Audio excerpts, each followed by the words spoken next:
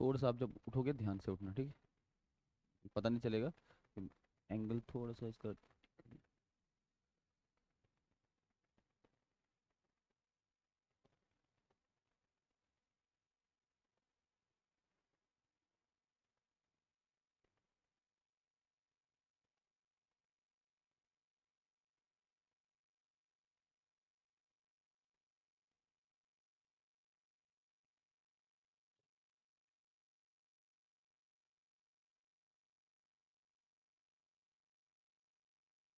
हम्म।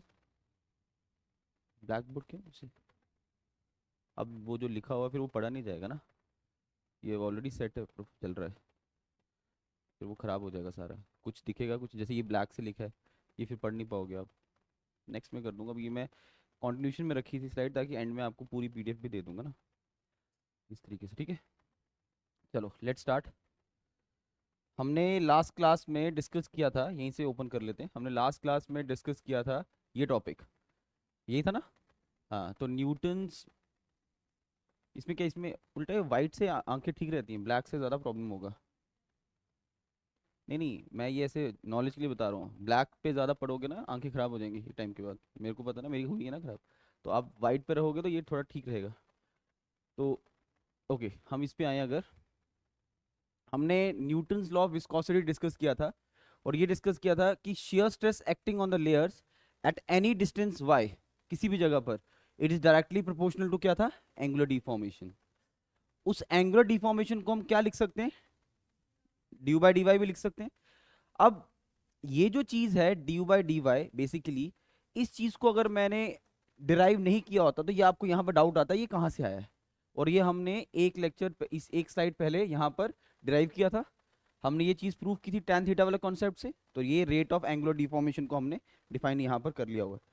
Okay, तो अब ये कुछ कर्व्स डिस्कस किए थे हमने। कर्व्स डिस्कस जब किए थे तो हमें ये पता चल गया कि ये जो स्लोप आ रही है, ये स्लोप अगर शियर स्ट्रेस यहाँ बना रहा हूँ, इधर वेलोसिटी ग्रेडियंट बना रहा हूँ, इट इज डायरेक्टली प्रोपोर्शनल। तो लाइन ये क्या आएगी, कांस्टेंट आएगी। और अगर यही चीज अगर मैं यहाँ पर, यही चीज अगर मैं यहाँ पर विद रिस्पेक्ट टू म्यू दिखाऊं, तो लाइन आपको लीनियरली वेरी नहीं करनी है। ध्यान से आना, लीनियरली वेरी नहीं करनी है, या आपको वो लाइन को क्या दिखाना है, कांस्टेंट की तरह दिखाना है। ठीक है, यहीं तक किया था। इस पे कोई प्रॉब्लम थोड़ी किया अभी हमने, नहीं किया ना? ठीक है, चलो लेट स्टार्ट। लिखिए, इसी के आगे कंटिन्यू करेंगे।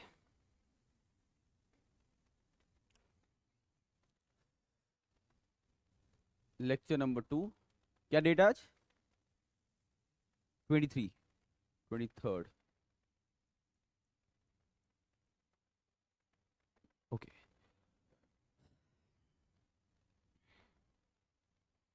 कॉम्प्रेसिबिलिटी भी डिस्कस किया था हमने।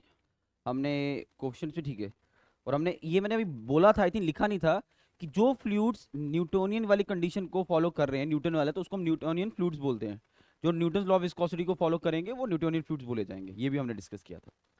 चलिए लेट स्टार्ट। इसी के आगे कॉन्टिन्यूशन में लिखना टर्म। तो हमने जो टर्म कल पढ़ी, फोकस एयर इंपॉर्टेंट है कॉन्सेप्ट सीखने के लिए। हमने जो टर्म पढ़ी कल, उसे बोला जाता है डायनामिक विस्कोसिटी। उसे बोला जाता है डायनामिक विस्कोसिटी। ठीक है, उसे डायनामिक विस्कोसिटी बोला जाता है। डायनामिक विस्कोसिटी अगर उसको हम बोल रहे हैं, इसको डिनोट किससे किया जाता है? इसको डिनोट किया जाता है म्यू से। ठीक है, एक और विस्कोसिटी होती है, उसे हम बोलते हैं काइनामेटिक विस्कोसिटी। Kinematic viscosity. और काइनामेटिक विस्कोसिटी मैथमेटिकल टर्म है, प्रैक्टिकली फील्ड में यही यूज होती है।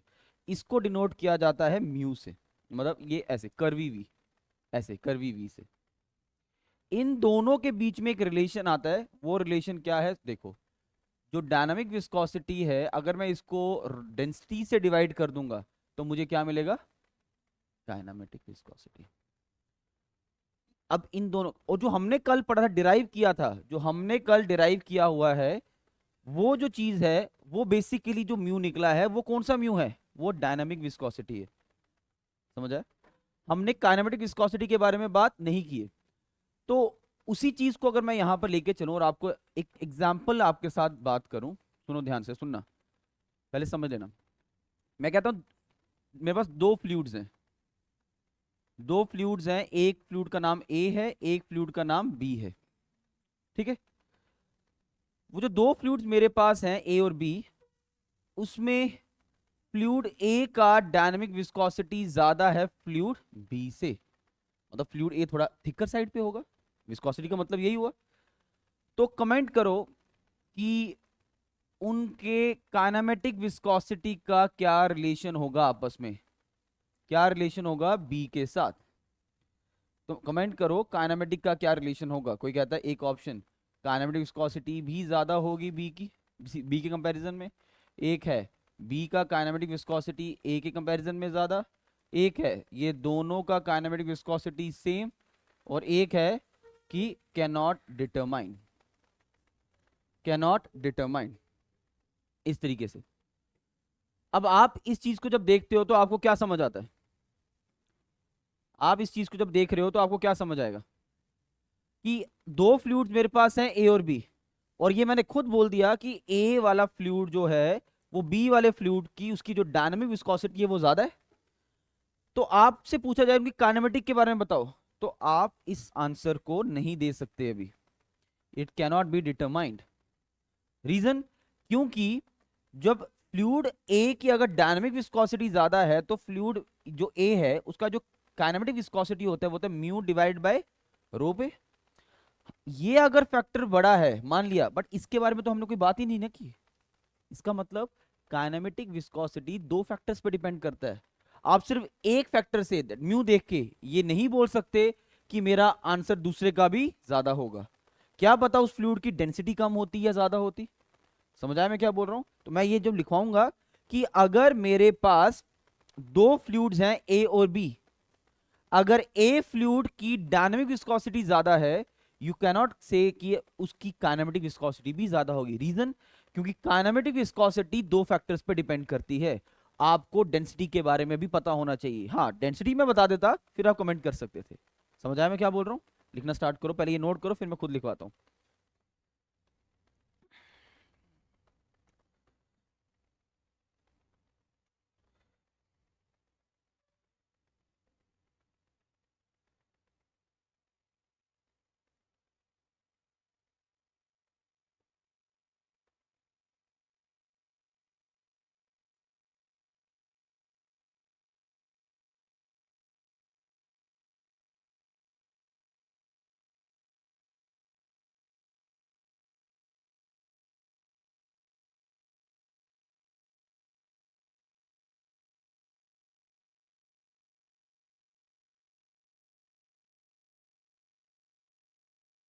हाँ जो चल रहा है उसी में आएगा।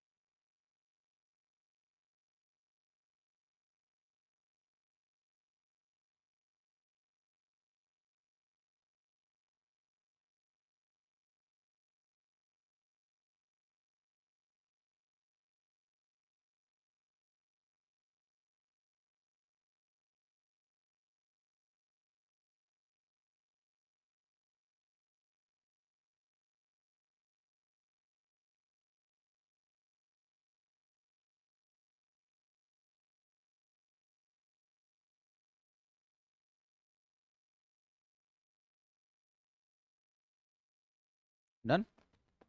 तो लिखो स्टेटमेंट नीचे इसके, स्टेटमेंट लिखिए।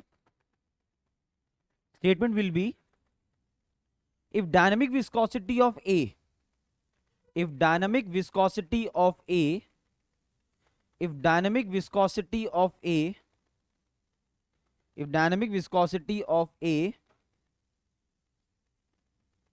if dynamic viscosity of A, if dynamic viscosity of A, if dynamic viscosity of A is more than that of B, if dynamic viscosity of A is more than that of B, if dynamic viscosity of A is more than that of B, if dynamic viscosity of A is more than that of B, that does not means, that does not means, that does not means, that does not means that kinematic viscosity of particle A, that kinematic viscosity of particle A, that kinematic viscosity of particle A, that kinematic viscosity of particle A, particle A is also more, एक minute, kinematic, हाँ does not लिखा था ना पहले, does not means that of, क्या बोलना line, of particle A is also more, is also more, because reason आपको मैंने बताया, क्या रीजन है, बिकॉज काइनेमेटिक विस्कोसिटी दो फैक्टर्स पे डिपेंड करता है, अकेले म्यू पे डिपेंड नहीं कर, because it also depends upon density, and what is density, ये हमने डिस्कस किया हुआ है, लिख लो, it because it depends upon two factors, because it depends upon two factors.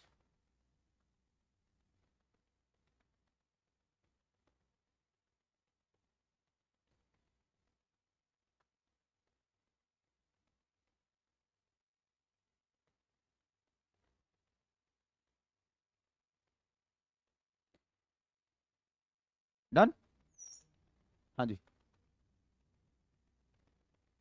कैसे आपने बोला कांट, ये कैसे मैंने स्टेट, मैंने ये बोला क्वेश्चन, मैंने आपसे एक सिंपल सी स्टार्ट की स्टेटमेंट कि काइनेमेटिक विस्कोसिटी जो है वो दो फैक्टर्स पे डिपेंड करता है.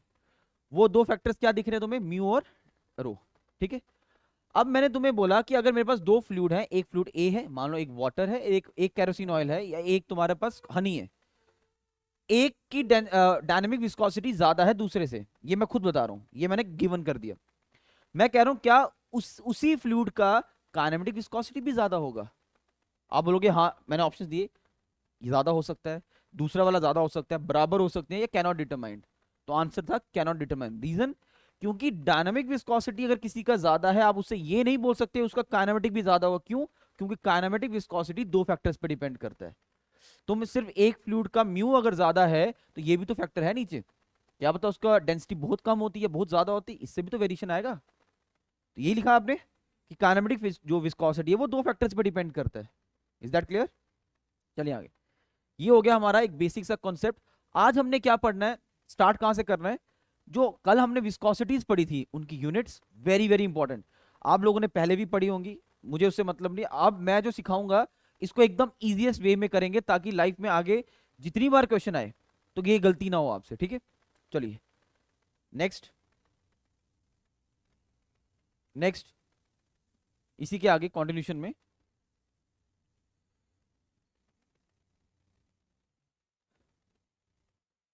लिखो units of dynamic viscosity, units of dynamic viscosity, units of dynamic viscosity, units of dynamic viscosity, dynamic viscosity, units of dynamic viscosity, units of dynamic viscosity. Very very important question for your state JE as well as a exam. State क्या, मैं कहूँ all लिख दो यार, all exams. ऐसे क्यों specify करना, किसी भी एग्जाम के लिए पढ़ रहे हो ये तो आएगा ही आएगा, इंपॉर्टेंट क्वेश्चन है और आना भी चाहिए. ये नहीं आता होगा तो क्वेश्चन ही नहीं प्रोसीड कर पाओगे आगे. ठीक है. आप क्या करोगे, you have to make 3 sections. जैसे मैंने एक लाइन यहां ड्रॉ कर दी, एक लाइन मैंने यहां ड्रॉ कर दी, और एक मेरे पास ये 3 सेक्शंस में रखो चीजों को.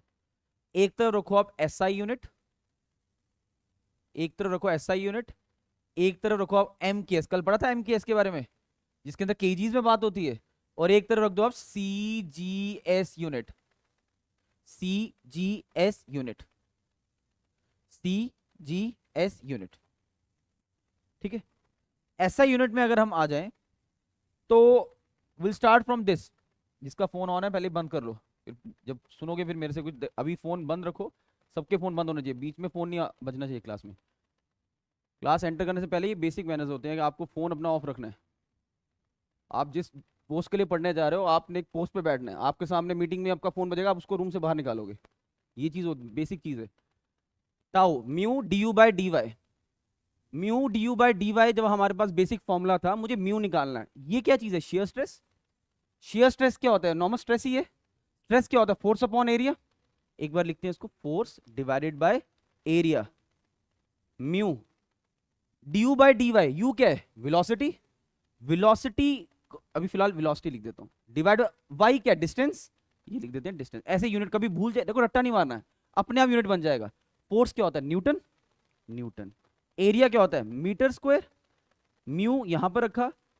वेलोसिटी मीटर पर सेकंड, डिस्टेंस किस में होता है? मीटर्स में। मीटर मीटर कट गया तो म्यू का यूनिट बना Newton second per metre square, Newton second per metre square, Newton second per metre square. Very important, आनी चाहिए। और ये एसआई कैटेगरी में क्यों रखा है मैंने? क्योंकि इसमें न्यूटन आ रहा है टर्म। लिखो Newton second per metre square. रट्टा मत मानना, अपने आप जब आपको बेसिक तरीके से आता होगा ना, ये अपने आप याद हो जाएगा आपको।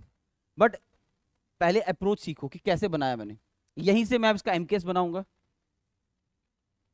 यहीं से इसका एमकेएस बनाएंगे, फिर सीजीएस की तरफ जाएंगे। क्विक,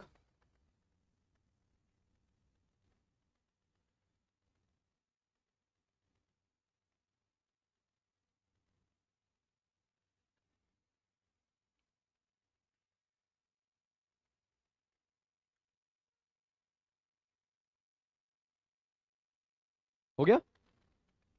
ओके, तो मेरे पास ऐसा यूनिट क्या बन के आया? Newton second per metre square. आगे देखो, मुझे बनाना है इसका एमकेएस यूनिट। ध्यान इधर देना सब लोग, मुझे इसका एमकेएस यूनिट बनाना है। एमकेएस यूनिट, एमकेएस के अंदर मुझे इतना पता न्यूटन नहीं चलेगा, केजीज में बात होगी। तो मुझे आना चाहिए, बाकी तो मीटर चल जाता है एमकेएस में, सेकंड चल जाता है एमकेएस में, न्यूटन को केजीज में चेंज करना आना चाहिए। तो मैं कहीं साइड पर यहां लिख देता हूं, मुझे पता है जो फोर्स होता है वो होता है मास इनटू क्या? एक्सेलरेशन। फोर्स मतलब न्यूटन हो गया, मास मतलब क्या हो गया? केजी हो गया। एक्सेलरेशन का यूनिट क्या होता है? मीटर पर सेकंड। तो जहां न्यूटन लिख रहा हूं मैं, उस जगह पर मैं उसको रिप्लेस कर सकता हूं केजी मीटर पर सेकंड स्क्वायर से। तो यहां पर रिप्लेस करते हैं केजी, इसकी जगह न्यूटन की जगह लिखते हैं केजी मीटर पर सेकंड स्क्वायर। ये आ गया मेरे पास न्यूटन का टर्म। फिर ऑलरेडी एक सेकंड था, डिवाइडेड बाय नीचे क्या था? Meter square. मीटर मीटर कटा, सेकंड सेकंड कटा। तो अगला यूनिट मेरे पास जो बन के आया इन टर्म्स ऑफ एमकेएस, वो यूनिट आया केजी पर मीटर सेकंड, केजी पर मीटर सेकंड। यही बात अगर मैं, एक बात देख लो पहले, यही बात अगर मैं सीजीएस के टर्म में बात करूं तो केजी का बन जाएगा क्या? ग्राम। मीटर का क्या बन जाएगा? सेकंड का सेकंड ही रहेगा। समझ आया? और साथ साथ एक चीज हम पढ़ रहे हैं, कल बता, डायमेंशन एनालिसिस साथ साथ कर रहे हैं। कोई पूछेगा डायनामिक विस्कोसिटी का डायमेंशन एनालिसिस बताओ। M1 L1 T1, तो इसको क्या लिख सकते हो? M1 L-1 T-1। नोट कर लो इसको। फिर आगे इधर इधर जगह रखना है, इधर कुछ लिखना है अभी हमने।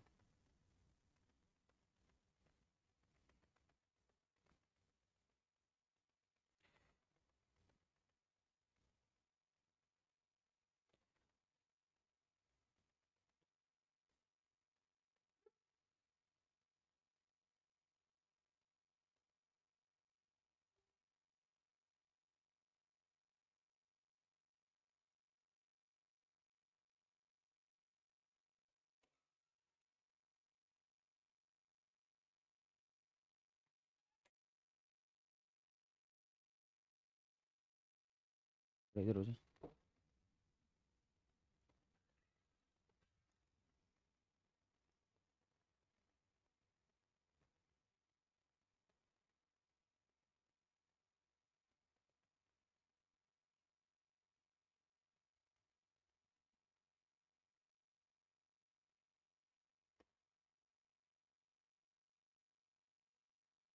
तो कोई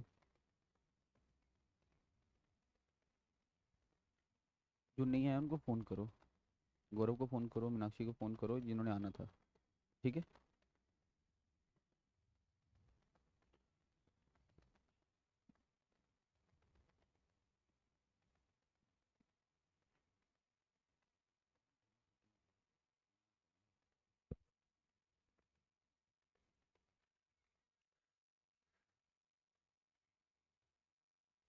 ओके, सीजीएस की तरफ आते हैं और सबसे इंपॉर्टेंट चीज सीखने जा रहे हैं।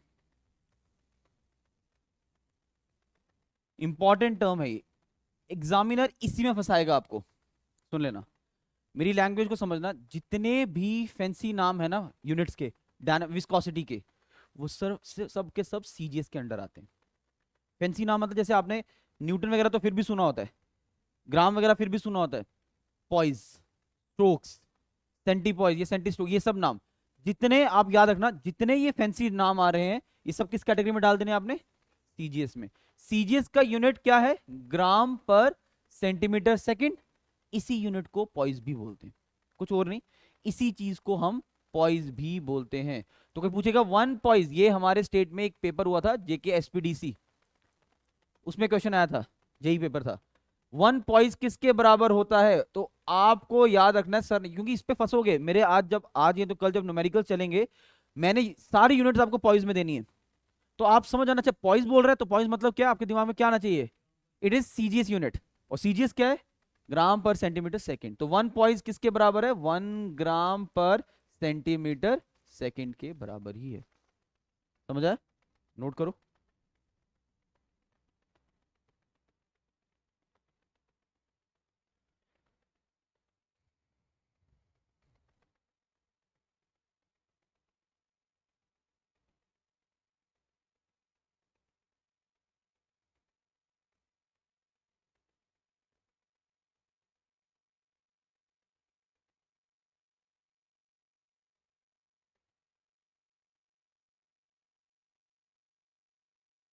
हो गया? देखा? Okay, next. नेक्स्ट टर्म सुनो। अब इंपॉर्टेंट बात एक और, कन्वर्जेंस भी पता होना चाहिए।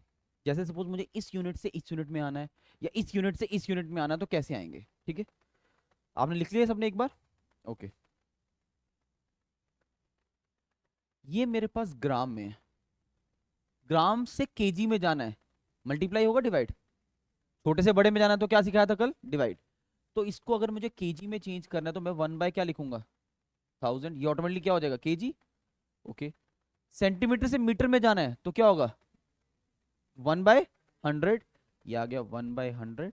और साथ में क्या है? सॉरी, अब मीटर हो जाएगा, मीटर इनटू सेकेंड। ठीक है। इसके 3 जीरो थे, दो और ये दो कैंसिल आउट हो गए।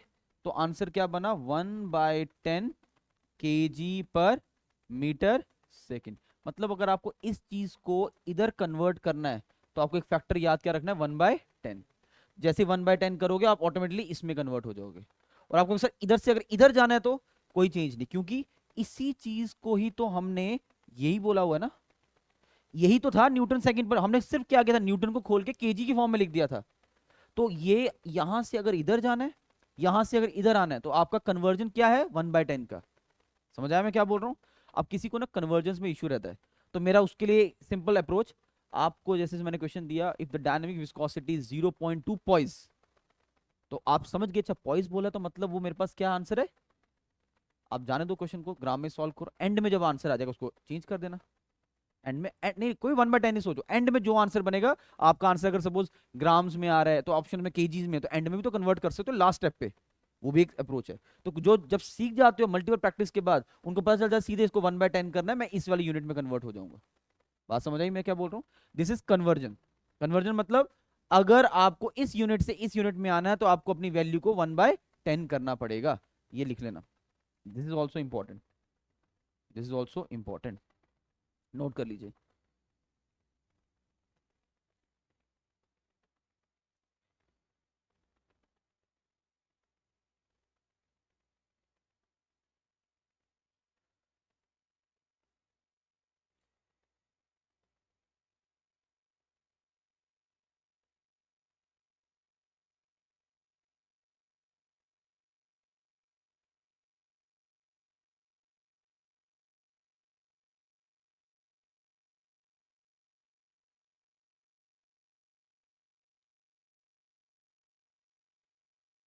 डन।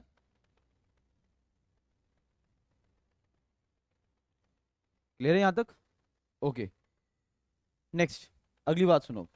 ये मेरे पास आ गया एक डायनामिक विस्कोसिटी का स्टैंडर्ड कन्वर्जन, जिसको अगर मैं आपके साथ तीन चीजें डिस्कस करूं तो आपको ये समझ आना चाहिए कि आपके शॉर्ट नोट्स पे ये चीज होनी चाहिए, आपके शॉर्ट नोट्स पे ये चीज होनी चाहिए, और आपके शॉर्ट नोट्स पे ये चीज होनी चाहिए। इसी के नीचे आपने लिखा होना चाहिए कि इसी को हम क्या बोलते हैं, पॉइज। अभी तो सीखना है तो अभी जैसा मर्जी लिखो, बट जब कंक्लूजन करना है तो आपको पता होना चाहिए। मतलब कंक्लूजन लाइक दिस, आपका पॉइज में है, आपको पता पॉइज मतलब ग्राम per centimetre second, that's it. इतना पता है, आपका क्वेश्चन आराम से बनेगा। और कन्वर्जन आपको मैंने सिखाया, दैट इज व्हाट, 1/10। नेक्स्ट चलते हैं अगली स्लाइड की तरफ। अब हम यूनिट डिस्कस करते हैं काइनेमेटिक विस्कोसिटी का, ठीक है। डालो heading, units of kinematic viscosity. Units of kinematic viscosity. Units of kinematic viscosity. Units of kinematic viscosity. अब मजे की बात क्या है ना, आप इसमें तीन पार्टीशंस मत करना, दो करना। रीजन अभी समझ आ जाएगा क्यों। दो ही पार्टीशंस करना। एक तरफ लिखोगे आप एम के एस, आपको क्या एस आई क्यों नहीं लिखा अभी देखना। एक तरफ आप लिखोगे सी जी एस, एक तरफ लिखोगे आप एम के एस, एक तरफ लिखोगे आप सी जी एस। सी जी एस, चले आगे। ओके, क्या था मेरे पास फॉर्मूला, क्या था मेरे पास काइनेमेटिक विस्कोसिटी का, म्यू अपॉन रो, ठीक है। अब म्यू, उसका यूनिट आपको पता है क्या है वो, केजी। पहले नॉर्मल लिखते हैं, newton second per metre square. अब सोचो, अगर मैं इसको newton second per metre square में लिखूंगा, नीचे डेंसिटी क्या है, mass upon volume, that is kg upon metre cube. Cut ही नहीं सकता, ऊपर न्यूटन है नीचे केजी है। काटने के लिए मुझे जब भी कोई चीज को कट करना है तो उनका बेस तो सेम रखना पड़ेगा ना। तो ये कभी भी ऐसा यूनिट में कन्वर्ट ही नहीं हो सकता। तो इसको आपको पता है, आपने आज ही पढ़ा, इसको मैं लिख सकता हूं क्या, केजी पर मीटर सेकेंड लिख सकता हूं, डिवाइडेड बाय डेंसिटी को क्या लिखते हैं हम, केजी पर meter cube. KG KG cancel out, meter meter का एक स्क्वायर रह गया, ये मीटर स्क्वायर ऊपर जाएगा, unit will be meter square पर। तो आपके पता चल गया आपको डायनामिक विस्कोसिटी का यूनिट क्या है, मीटर स्क्वायर पर सेकेंड। कोई रटा है इसमें, आराम से निकल जाता है, एक दो बार क्या तो आपको वैसे दिमाग में बैठ जाएगा। बट अभी कोई क्रैम नहीं करना फॉर्मूला, सीधे बेसिक से चलो, तरीके से अपने आप होगा। इसका डायमेंशन एनालिसिस बनाओ। मास है कहीं पे, m0, लेंथ है l, एल स्क्वायर, और t -1। अगर यही बात हम यहां करें, यही बात अगर हम यहां करें, तो ये काइनेमेटिक विस्कोसिटी बन जाएगा सेंटीमीटर स्क्वायर पर सेकेंड। और मैंने अभी बोला था जितने भी फैंसी नाम हैं वो सब किस में डालने हैं, और इसमें जो फैंसी नाम आएगा वो आएगा स्टोक्स। उसमें क्या आता है, पॉइस। तो कोई पूछेगा वन स्ट्रोक किसके बराबर है, तो आंसर क्या होगा, 1 सेंटीमीटर स्क्वायर पर सेकेंड। ये कोई नहीं बताएगा, ये याद करना पड़ता, बट ऐसे याद रखोगे इस तरीके से तो अपने आप बैठ जाएगा दिमाग में। रट्टा नहीं मारना, नोट करो इसको जल्दी से।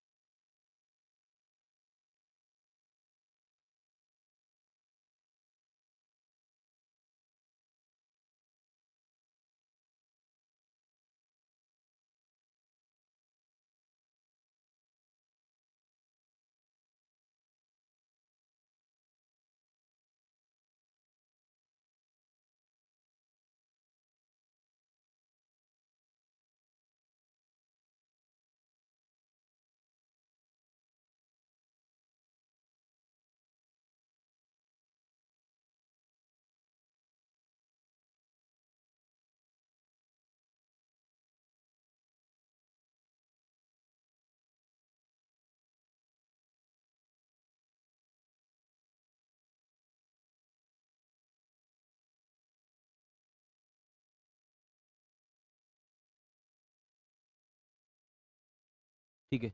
अब नेक्स्ट आ जाओ, इसी के आगे जो मैंने लिखा है स्टोक्स। तो स्टोक्स वाला यूनिट किस कैटेगरी में आ जाता है? टीजीएस में आता है। अब इसमें कन्वर्जन सीखो।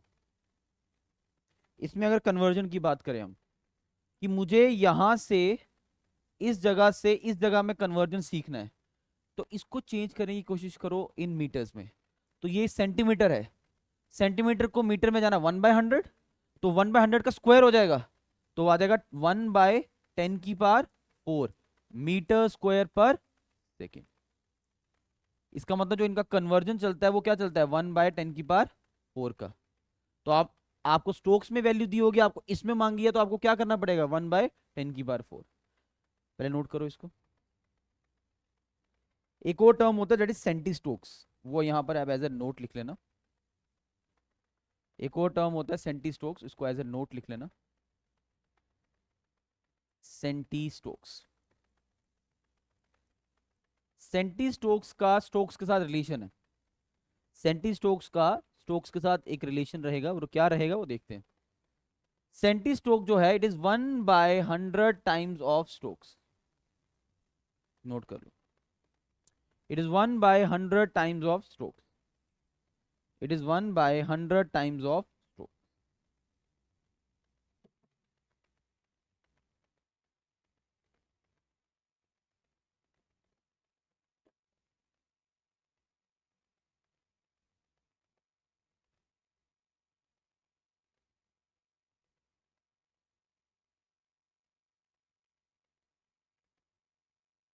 हो गया?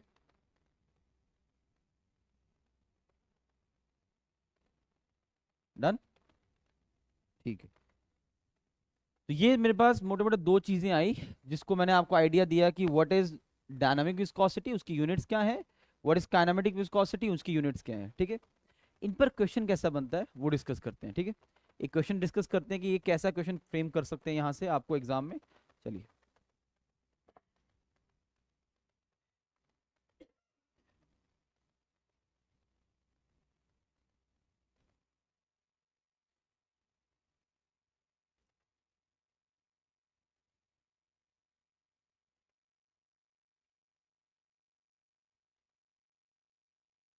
क्वेश्चन लिखिए। if the dynamic viscosity is if the dynamic viscosity is if the dynamic viscosity is 0.5 poise, 0.5 poise, ये क्वेश्चन रहेगा आपके लिए। if the dynamic viscosity is 0.5 poise, अगर डायनेमिक विस्कोसिटी 0.5 poise है, डेंसिटी ऑफ द फ्लूइड देके रखा हुआ है, डेंसिटी ऑफ फ्लूइड देके रखा हुआ है, डेंसिटी ऑफ फ्लूइड देके रखा हुआ है 0.9 gram per centimetre cube, 0.9 gram per centimetre cube, 0.9 gram per centimetre cube. Find the kinematic viscosity, find the kinematic viscosity, find the kinematic viscosity in stokes. Stokes, चलिए solve this. Find the kinematic viscosity in stokes.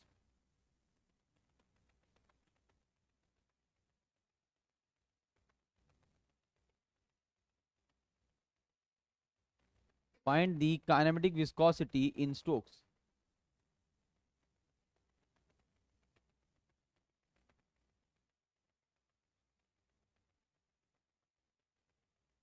कितना आ रहा है?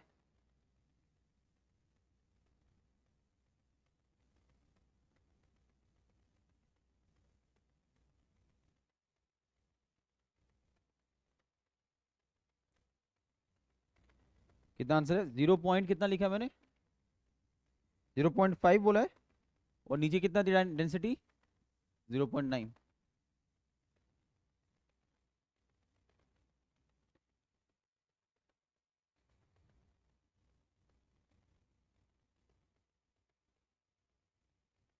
कितना answer?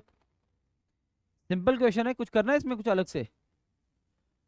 Strokes बोलना, देखो ऐसे confuse करेगा वो आपको। लिखा उसने बेशक स्ट्रोक्स है, यूनिट्स पढ़ो एक बार उसकी। पॉइज, पॉइज कौन सा यूनिट होता है? सीजीएस मतलब ग्राम का यूनिट है, ये ऑलरेडी ग्राम में है। यार इनको डिवाइड करोगे तब भी तो आंसर उसी फैमिली में रहेगा, तो वो स्ट्रोक्स ही तो होता है। कुछ नहीं करना, यहीं तो फंस जाते हैं। पॉइज में दिया है, ये ग्राम में दिया है, इसको देखते हैं। तो मुझे पता है कि जो टर्म पॉइज होती है इसी को मैं ग्राम पर सेंटीमीटर सेकंड बोल सकता हूं। तो काइनेमेटिक विस्कोसिटी दैट इज 0.5 जो ग्राम पर सेंटीमीटर सेकंड में है, डिवाइडेड बाय डेंसिटी कितना है 0.9, वो भी किसमें है? ग्राम पर सेंटीमीटर क्यूब में। ये ग्राम कैंसिल आउट, ये सेंटीमीटर का ये कट के यहां पर हो गया। तो 0.5 अपॉन 0.9 ये कितना आता है? 5/9। 5/9 कितना बना? 0.55 यूनिट, ऊपर सिर्फ रह गया सेंटीमीटर स्क्वायर पर। अब जिसने कॉन्सेप्चुअली नहीं पढ़ा होगा वो कहेगा अच्छा अब क्या करूं, स्ट्रोक्स में पूछा है। यार यही तो क्या होता है, इसी को तो स्ट्रोक्स बोलते हैं, क्योंकि ये कौन सा नाम है? सीजीएस नेम है। बस आंसर आ गया 0.55।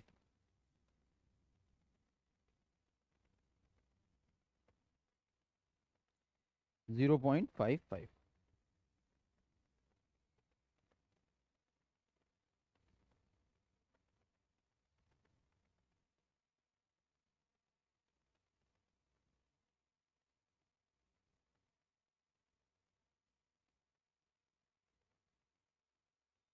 हो गया, ठीक है। एक और प्रॉब्लम देखते हैं, सिंपल सा प्रॉब्लम उठाएंगे कॉन्सेप्ट के लिए। नेक्स्ट प्रॉब्लम, अच्छा प्रॉब्लम है, ध्यान से करना। ये जो मैं प्रॉब्लम आपके साथ डिस्कस करने जा रहा हूं, ये इस पैटर्न का प्रॉब्लम बैक टू बैक 2 बार एग्जाम में आ चुका है। हमारे स्टेट एग्जाम्स में 2 बार इस टाइप का प्रॉब्लम आ चुका है, क्लास नोट्स का ही है। घर जाके पीएससी पेपर खोलना, आपको दिख जाएगा। ठीक है, क्वेश्चन लिखिए। एक वेलोसिटी का इक्वेशन दिया हुआ है आपको 0.5 y minus y square, where velocity जो है वो है इन मीटर पर सेकेंड। वेयर वेलोसिटी जो है वो है मीटर पर सेकेंड में,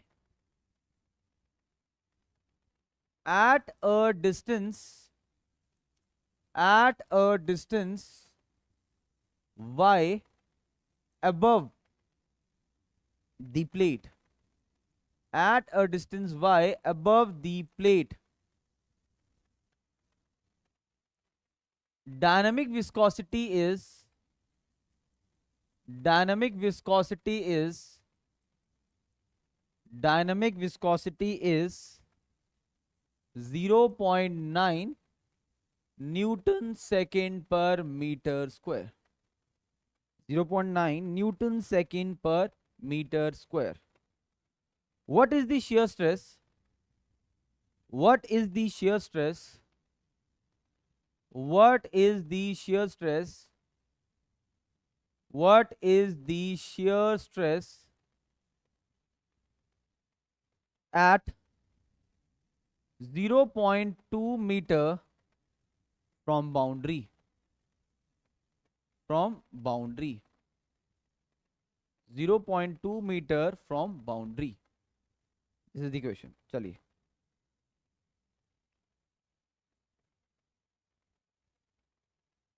0.5 y minus y square 0.09।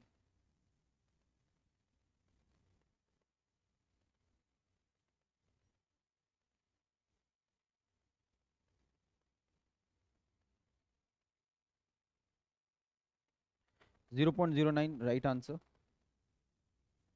Unit क्या है आपका साथ में?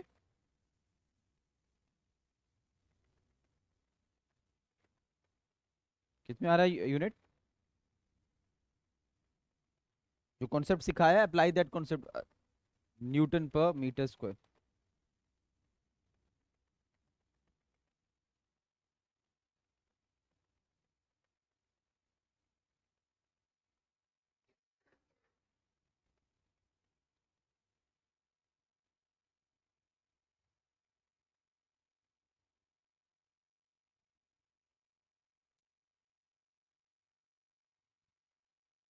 आपको वेलोसिटी दिया हुआ है, आपको वेलोसिटी दिया हुआ इक्वेशन की फॉर्म में, आपको जगह बताई है उसने, अच्छा डायनामिक विस्कोसिटी भी दिया हुआ है, आपसे जगह पूछी जा रही है, इस जगह पर मुझे शियर स्ट्रेस निकाल के दो 0.09। कर ले ले जाइए। हाँ, नहीं ले जाए तो वो स्पेशल परमिशन मिलेगा, गवर्नर से लिख चिट्ठी लिखवा के लाया कि इसको कैलकुलेटर अलाउ करो, ये मेरा स्पेशल एक इनविटेशन है आपको पीएससी को। आदत डाली हुई है, एक प्लस प्लस करने के लिए भी आप 2+2 को भी कैलकुलेटर पे चेक करते हो।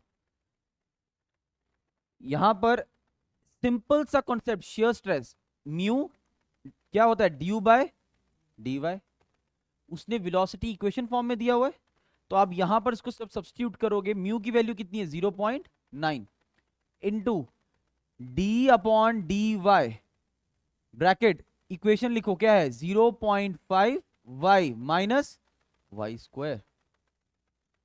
डिफ्रेंशिएट करना पड़ेगा इसको एक बार, बेसिक डिफ्रेंशिएशन है।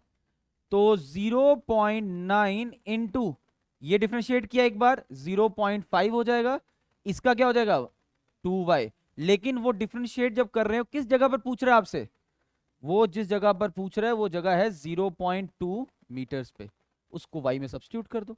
ये y की वैल्यू दी ना एट ए डिस्टेंस, कल बताया था y कैसा होता वर्टिकली ऊपर, अब यहां पर सब्स्टिट्यूट किया 0.9 इंटू 0.5 माइनस 2 इंटू 0.2, यही आएगा। आई थिंक यही क्वेश्चन पीएससी का था, सेम यही क्वेश्चन पीएससी में आया हुआ था, बट ये मेरे क्लास नोट्स का क्वेश्चन है।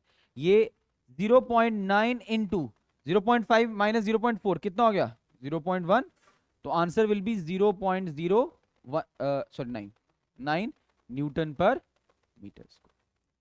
और ऐसा पैटर्न का question 2 back to back years में आया है, ध्यान से इसको नोट कीजिए।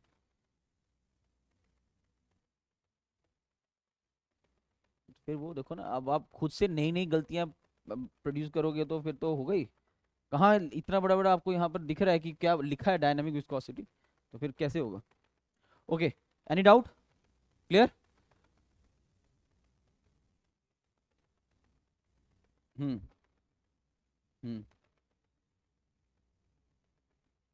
हाँ, कांस्टेंट नहीं है, एग्जैक्ट ये आपको जो बेसिकली वैल्यू दे रहा है ना, ये जो हमें इस पॉइंट की वैल्यू दे रहा है, और ये इक्वेशन हमें क्या बता रहा है कि जैसे जैसे जैसे ऊपर ऊपर जा रहे हैं तो वेलोसिटी के अंदर वेरिएशन है। तो इसका सपोज कुछ जब आप तुम बाउंड्री लेयर वगैरह कॉन्सेप्ट पढ़ोगे तो ये ऐसे वेरिएशन दिखाता है ना, तो ऐसे ऐसे करते करते करते करते ऊपर जा रहे हैं, तो ये इस पॉइंट 2 वाली जगह पर कोई एक पर्टिकुलर वेलोसिटी होगी इस तरीके से, तो बिल्कुल सही बोल रहे हो गया यहाँ तक क्लियर। ये आ गया मेरे पास एक कॉन्सेप्ट बेस्ड क्वेश्चन कि अगर आपको इक्वेशन दी हो तो हाउ टू सॉल्व। अब ज्यादा से ज्यादा क्या कर देगा, इधर 5 की जगह 6 कर देगा, इधर स्क्वायर की जगह क्यूब कर देगा, इतना ही करेगा ना, इतना कर लोगे संभाल लोगे ऐसा क्वेश्चन। ठीक है, एक ये क्वेश्चन आ गया, एक इस पैटर्न का क्वेश्चन आ गया, ये आजकल जेई में भी चलता है, बड़ा कॉमन क्वेश्चन है कि आपको डायनेमिक ये पूछा हो इस तरीके से तो आपसे एक वैल्यू पूछ ले। एक और मैं क्वेश्चन दे रहा हूं, फिर उसके बाद टॉपिक चेंज करते हैं। लिखिए,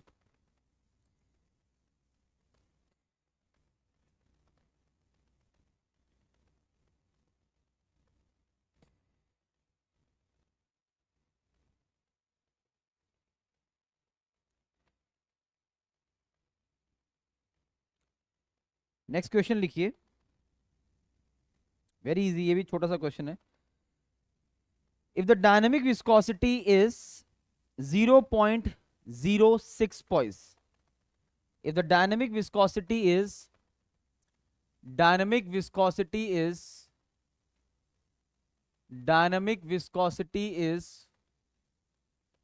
डायनामिक विस्कोसिटी जो दिया हुआ है वो दिया हुआ है 0.06 पॉइस, स्पेसिफिक ग्रेविटी देके रखा हुआ है, स्पेसिफिक ग्रेविटी देके रखा हुआ है,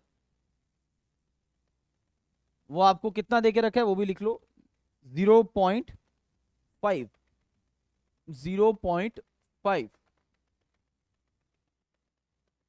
आपसे काइनामेटिक विस्कोसिटी मांग रहे हैं इन स्ट्रोक्स, आपसे काइनामेटिक विस्कोसिटी मांग रहे हैं इन स्ट्रोक्स, काइनामेटिक विस्कोसिटी मांग रहे हैं किसमें, स्ट्रोक्स में।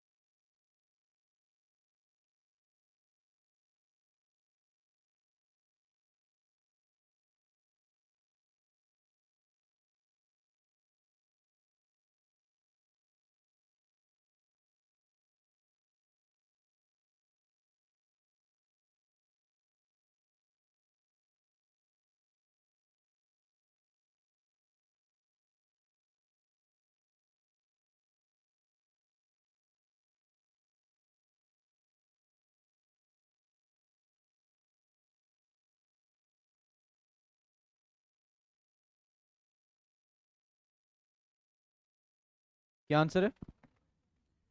0.0.12। ठीक है, आंसर 0.12 ही आ रहा है सबका आई थिंक। अच्छा, जब स्पेसिफिक ग्रेविटी वर्ड वो मेंशन कर देना क्वेश्चन के अंदर, तो स्पेसिफिक ग्रेविटी से घबराना नहीं है। आपको मैंने कल ही बताया था कि आज के टाइम पे आपको ऐसा क्वेश्चन नहीं आएगा व्हाट इज स्पेसिफिक ग्रेविटी। अगर ऐसा क्वेश्चन आ रहा है तो मैं आपको ये यकीन के साथ बोल सकता हूँ कि 100 बच्चा पेपर दे रहा है, 100 में से 95+ स्टूडेंट सही करके आएगा, वो एक आधा अपनी गलती से ही गलत करेगा, लेकिन सबको आता है व्हाट इज स्पेसिफिक ग्रेविटी। आपको इसकी एप्लीकेशन आनी चाहिए।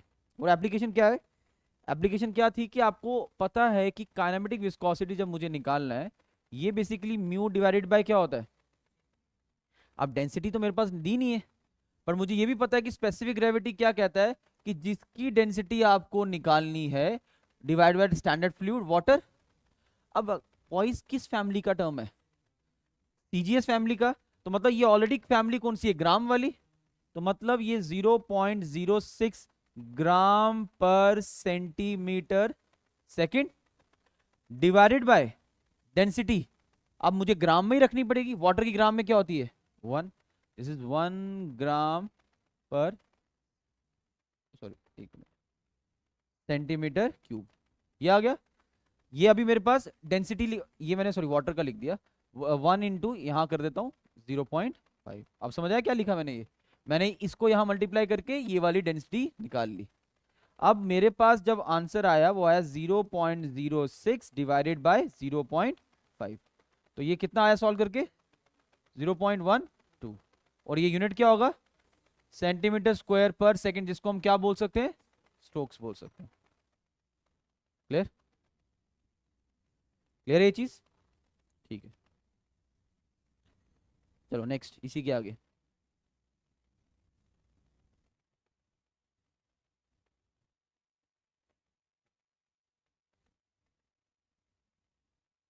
नेक्स्ट इसी के आगे कंटिन्यू करते हैं।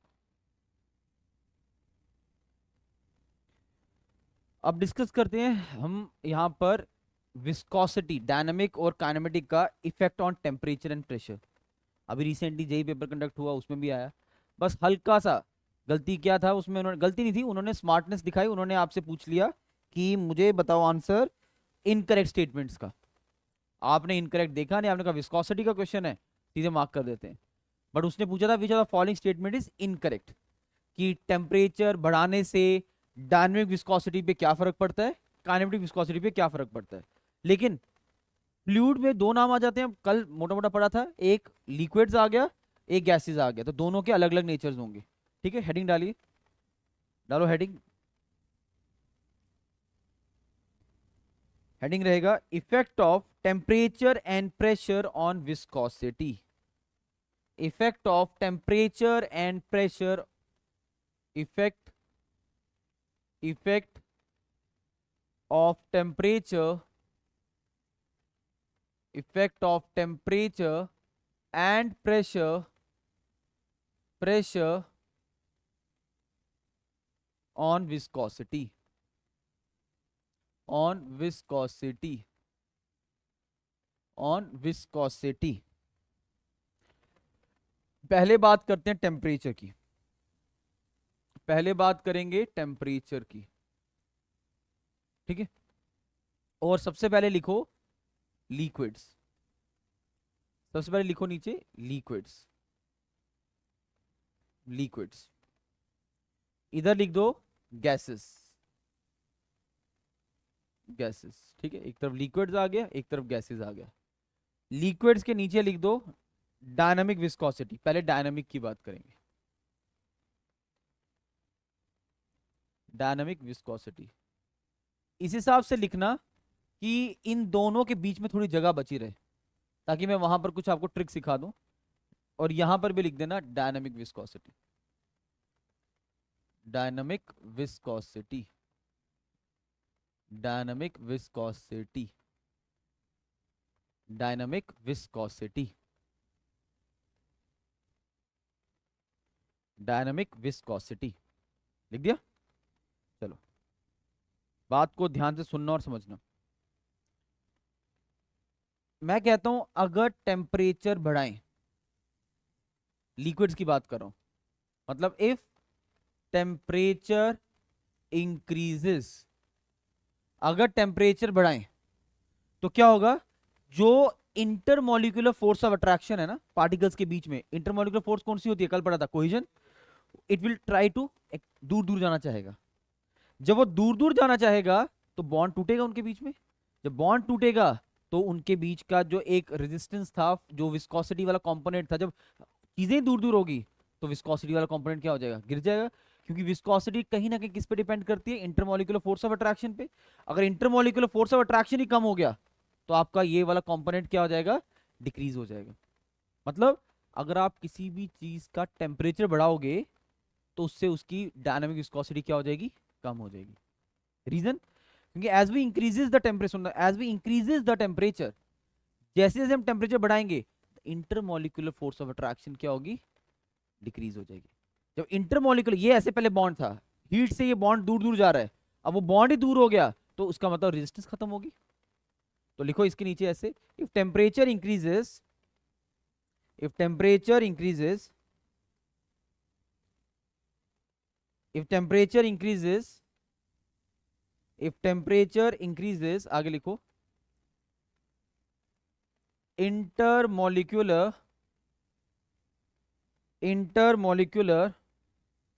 force of attraction, intermolecular force of attraction decreases, जिसका मतलब जो कोहेसिव फोर्स है वो भी डिक्रीज हो जाएगी। तो इससे ये पता चला टेम्परेचर बढ़ाने से आपकी डायनामिक विस्कोसिटी फ्लूइड की डिक्रीज कर जाती है। टेम्परेचर बढ़ाने से आपकी डायनामिक विस्कोसिटी फ्लूइड की डिक्रीज कर जाती है। टेम्परेचर बढ़ाने से आपकी डायनामिक विस्कोसिटी फ्लूइड की डिक्रीज कर जाती है। If temperature increases, dynamic viscosity of the fluid, note कीजिए इसे। हो गया क्लियर?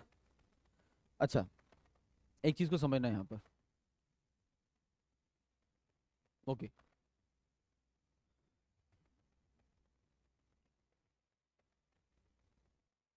इसी के नीचे अभी हम लिक्विड को पहले कंप्लीट करेंगे, अब बात करूंगा यहां पर काइनेमेटिक विस्कोसिटी की, काइनेमेटिक विस्कोसिटी की, काइनेमेटिक विस्कोसिटी की, ठीक है, काइनेमेटिक विस्कोसिटी की। अच्छा, काइनेमेटिक विस्कोसिटी आपने आज ही पढ़ा, स्टार्ट किया हमने जब, तो काइनेमेटिक विस्कोसिटी की जब हमने बात की तो हमने बोला वो कहीं ना कहीं डिपेंड करता है दो फैक्टर्स पे, किस किस पे, डायनेमिक पे डिपेंड करता है और किस पे करता है, डेंसिटी पे डिपेंड करता है। तो मुझे बताओ, यहां पर देखते हैं ऐसे, अगर टेम्परेचर बढ़ेगा लिक्विड के केस में, इतना तो मुझे पता चल गया कि म्यू की वैल्यू क्या हो जाएगी, कम हो जाएगी, ये वैल्यू क्या हो जाएगी, कम हो जाएगी। लेकिन आपने कल पढ़ा था टेम्परेचर बढ़ाने से डेंसिटी पे क्या फर्क पड़ता है, चेक कर लो, देख के बताओ। डेंसिटी कम होती है, लेकिन कितनी, ज्यादा या थोड़ा? आपने लिखा था कि टेम्परेचर मैंने 20 से आई थिंक 75 किया था, तो नहीं, ज्यादा नहीं होता, थोड़ा ही होता है वो, लेकिन जैसे वो 998 से डेंसिटी गिर के 975 पे आ रही थी। हाँ, अब वो नहीं मैं पूछ नहीं रहा ना, मैं सिर्फ ये पूछ रहा हूँ, अगर टेम्परेचर मैं बढ़ा रहा हूँ और मैं बात कर रहा हूँ विस्कोसिटी की, वो तो मुझे पता है कि कम होगा, लेकिन ये वाला कंपोनेंट ये भी कम होता है, लेकिन इतना ज्यादा कम नहीं, ठीक है। अगर मैं फॉर द टाइम मान के चलूं कि इस पे ज्यादा फर्क नहीं पड़ रहा है, इसको कांस्टेंट मान के चलूं, तो अगर न्यूमरेटर वाली टर्म डिक्रीज होगी तो ओवरऑल टर्म क्या होती है, बढ़ती है, कम होती है? ओवरऑल कम भी, ओवरऑल टर्म जो होती है कम हो जाती है, क्योंकि आपको न्यूमरेटर डिनोमिनेटर भी समझना। जैसे सपोज 2/5 लिखा है मैंने, 3/5 लिखा है मैंने, 4/5 लिखा है मैंने, तो जैसे जैसे न्यूमरेटर बढ़ता जा रहा है ये ओवरऑल टर्म बढ़ती जा रही है। समझ रहे हो मैं क्या बोल रहा हूँ? तो इस चीज पे फोकस करना जिसपे मैं अभी यहां पर लेके आ रहा हूं आपको। ऑल्दो वो भी डिक्रीज होता है बट इतना ज्यादा नहीं। तो अगर मैं उसको ना भी लेके चलूं तो फिर यहां से आंसर क्या बन गया कि काइनेमेटिक विस्कोसिटी भी डिक्रीज होगी। समझ आया मैं क्या बोल रहा हूँ? लिखना यहाँ पर स्टेटमेंट नीचे, स्टेटमेंट लिखना, स्टेटमेंट लिखना। किस तरीके से लिखेंगे इसको?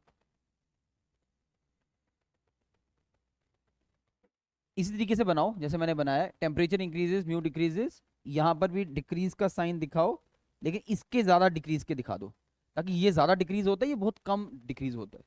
तो कंक्लूजन में हम ये लिखेंगे, कंक्लूजन में हम ये लिखेंगे कि if temperature increases kinematic viscosity decreases.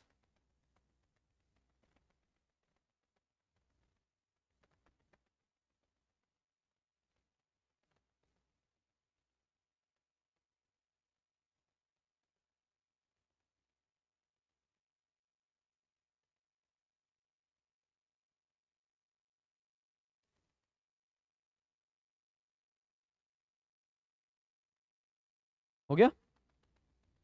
आप इन दो बॉक्सेस को संभाल के रखो अभी। चलो गैसेस की तरफ चलते हैं।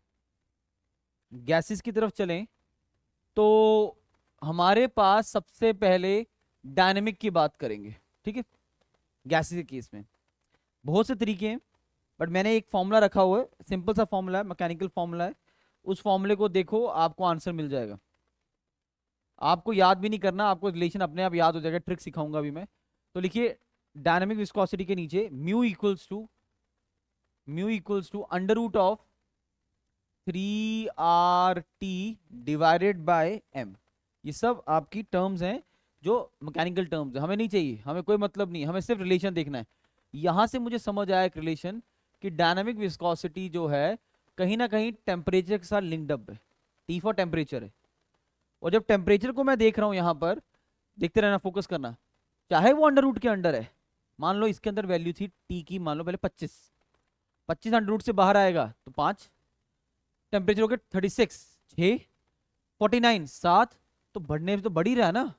तो इससे ये पता चला कि अगर टेम्परेचर बढ़ेगा, अगर टेम्परेचर बढ़ेगा तो गैसेस के केस में विस्कोसिटी भी बढ़ जाएगी। इसको बॉक्स में डाल दो, आपको ये फॉर्मूला करने की जरूरत नहीं है। एग्जामिनर ने बड़ा स्मार्टली प्ले कर दिया। एग्जामिनर ने क्या किया, उसने आपसे इनकरेक्ट स्टेटमेंट पूछ ली पेपर में, उसने कहा करेक्ट नहीं पूछा, इनकरेक्ट पूछ लिया। और इस क्वेश्चन को मोर देन 90% से ज्यादा स्टूडेंट्स गलत करके आए पेपर में, और बाद में क्लेम करे आंसर की गलत है। आंसर की गलत नहीं थी, आपने वो इनकरेक्ट बड़ा बड़ा देखा नहीं वहां पर, क्योंकि उसने उसको ऐसे रनिंग हैंड में इनकरेक्ट लिखा था, नहीं तो ऐसे अलग से बड़ा बड़ा इनकरेक्ट लिख के देता तो आप समझ जाते। और एग्जाम प्रेशर भी एक चीज होती है, वो भी था। ओके, ये आ गया। अब आ जाओ डायनामिक के बाद काइनेमेटिक पे, जल्दी से काइनेमेटिक पे आ जाओ, काइनेमेटिक पे आ जाओ, kinematic viscosity, kinematic viscosity. Kinematic viscosity पे अगर आ जाए तो हमारे पास काइनेमेटिक का फॉर्मूला क्या है, म्यू डिवाइडेड बाय रो। और यहां पर क्या है, देखिए यहां पर सब लोग अभी सीख जाओगे, आप खुद ही आंसर दे सकते हो, मुझे आता है तो चलेगा। हमें पता चल गया कि टेम्परेचर बढ़ाने से म्यू तो बढ़ेगा, तो इसको मैंने बढ़ा दिया। लेकिन हमने कल पढ़ा था गैसेस के केस में एक फॉर्मूला होता है P equals to rho R T, rho R T, और डेंसिटी इनवर्सली प्रोपोर्शनल है टेम्परेचर के साथ। मतलब अगर टेम्परेचर बढ़ेगा तो ये घट जाएगा, तो इसका मतलब ये वाली टर्म क्या हो रही है, जितना छोटा डिनोमिनेटर ओवरऑल टर्म उतनी बड़ी हो जाती है। एग्जाम्पल के तौर पे ये देख लो, 10/9, 10/8, 10/7, 10/5। अब जितना छोटा छोटा डिनोमिनेटर होता जाएगा ये ओवरऑल टर्म उतनी बड़ी होती जाएगी, ठीक है?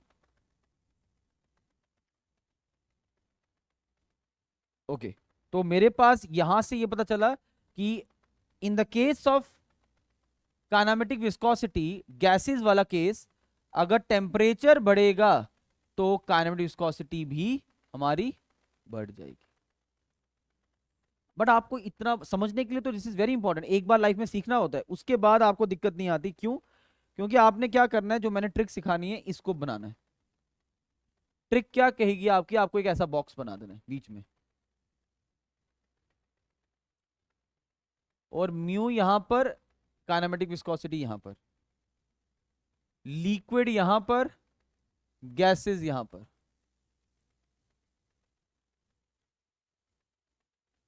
और केस हम उठाएंगे टेम्परेचर इंक्रीज का, डिक्रीज का भी हो सकता है। आपने ऐसे करना है, अप अप डाउन डाउन। इतना सा नोट्स में, आपके शॉर्ट नोट्स में ये बॉक्स होना चाहिए। बन गई ट्रिक। अप डाउन डाउन, लेकिन कौन सा केस है? टेम्परेचर इंक्रीज का। आप बोलोगे डिक्रीज में, डिक्रीज में ऑब्वियसली उल्टा हो जाएगा सारा। समझ आया?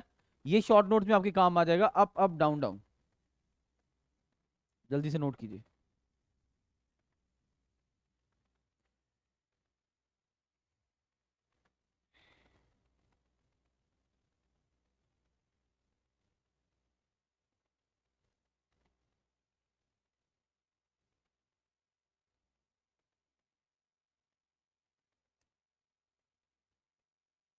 क्लियर?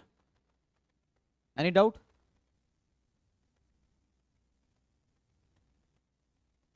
हो गया? चलो आगे चीज को लेके, पीछे क्लियर है?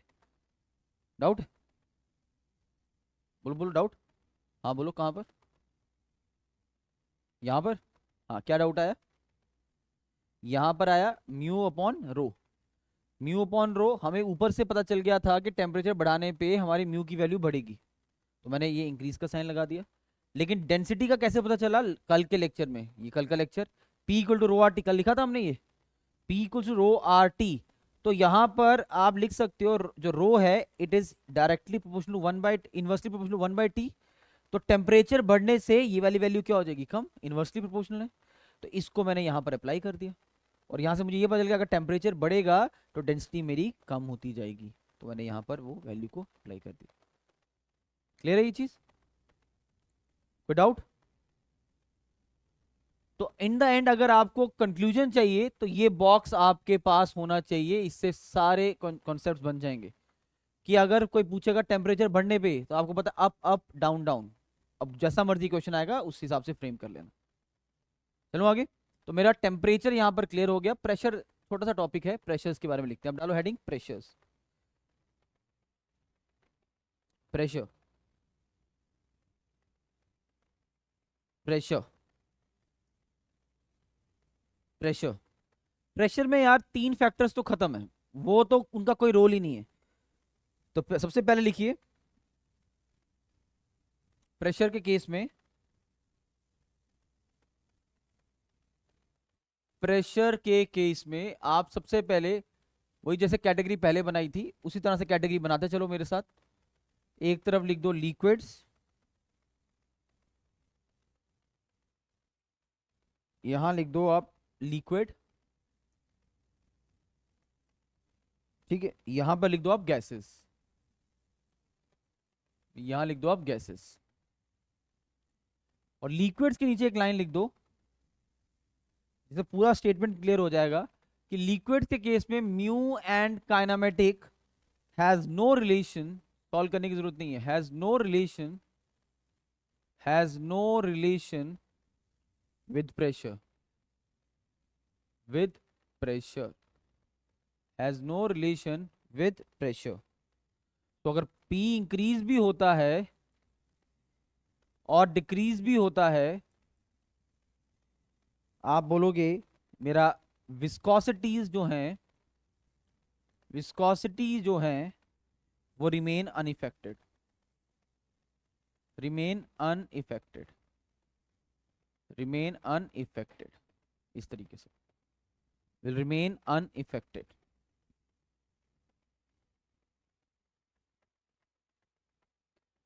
अब आ जाओ यहां पर गैसेस के अंदर।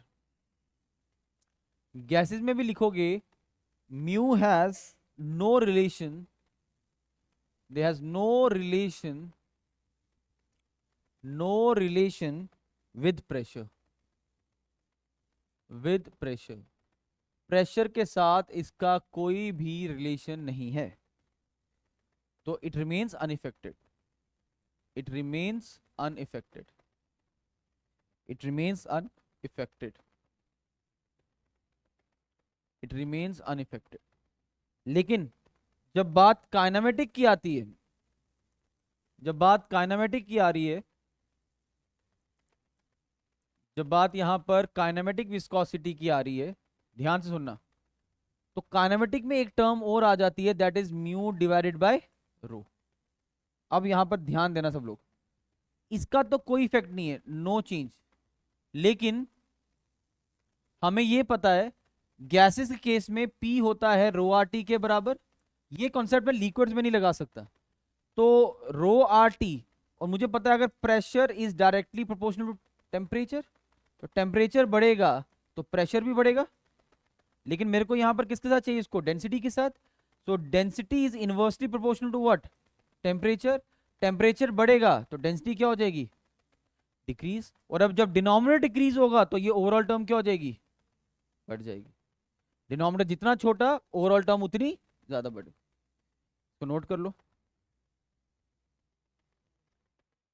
प्रेशर, अच्छा हम प्रेशर की बात कर रहे थे। ओके ओके ओके, एक मिनट रुक जाओ।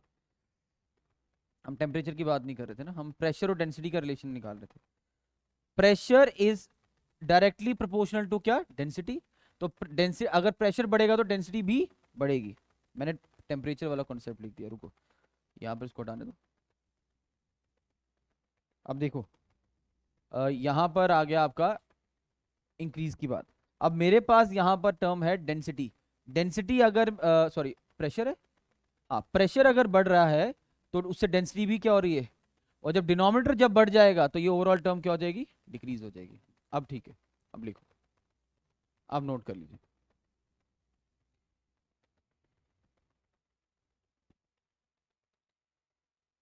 तो कंक्लूजन के लिए आप कहता क्या कर सकते हो, एक छोटा सा बॉक्स बनाओ बीच में।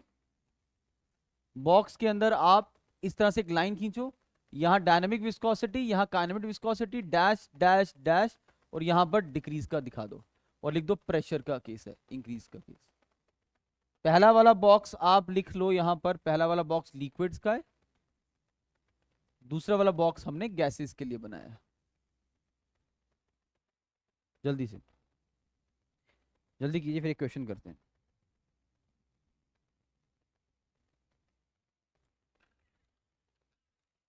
नहीं आई लाइट अभी तो।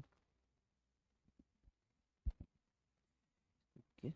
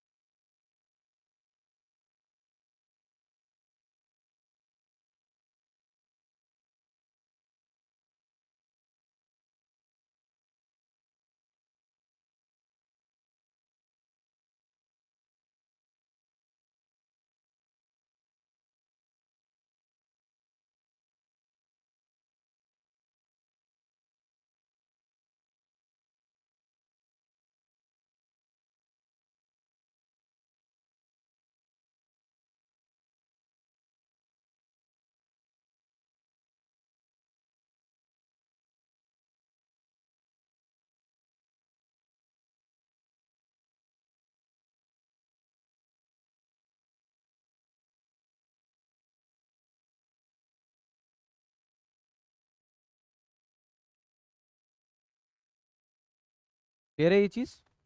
चलो क्वेश्चन लिखते हैं एक, इस पे, इस पे नहीं मतलब जो आज अभी तक पढ़ा उस पे एक क्वेश्चन और करते हैं।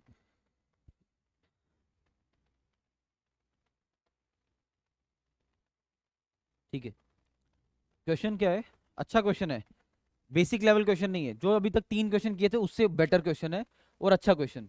मतलब अगर आया तो ये पीएससी पूछ सकता है, बाकी उससे अबव एग्जाम्स में तो आया हुआ है। क्वेश्चन क्या है, इस तरह से लिखो।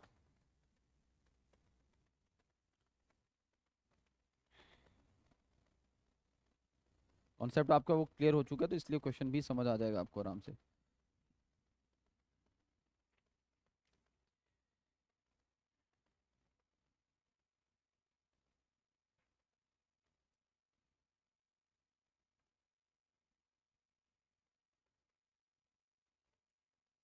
a plate with a surface area, a plate with a surface area, a plate with surface area, a plate with surface area, area है 0.4 meter square, 0.4 meter square. A plate with a surface area 0.4 meter square and a weight of 500 Newton. And a weight of 500 Newton.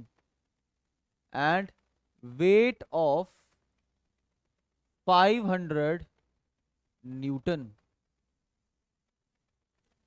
500 लिखा ना मैंने, अच्छा 50 लिखा, 500 Newton. ठीक है. Slides down on an inclined plane. Slides down on an inclined plane. Slides down on an inclined plane. Inclined plane. Inclined plane. Slides down on an inclined plane. लिख दिया. उसके बाद at 30 degree. At 30 degree.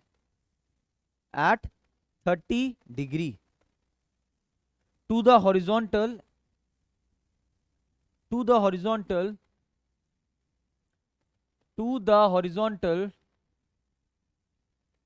To the horizontal. At constant. At constant speed of 4 meter per second. At a constant speed of 4 meter per second. At a constant speed of 4 meter per second. Full stop. Next. If the inclined plane is lubricated with the oil, if the inclined plane is lubricated with the oil,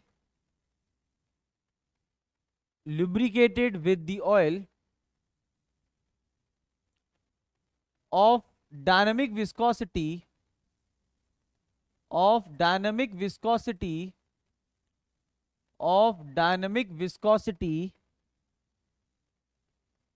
2 poise.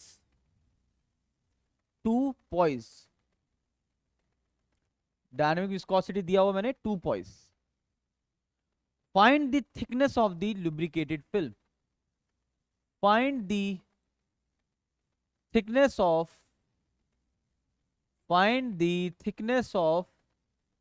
lubricated film. Find the thickness of lubricated film.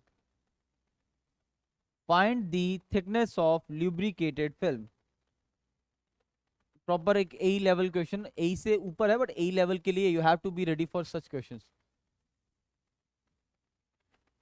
जल्दी.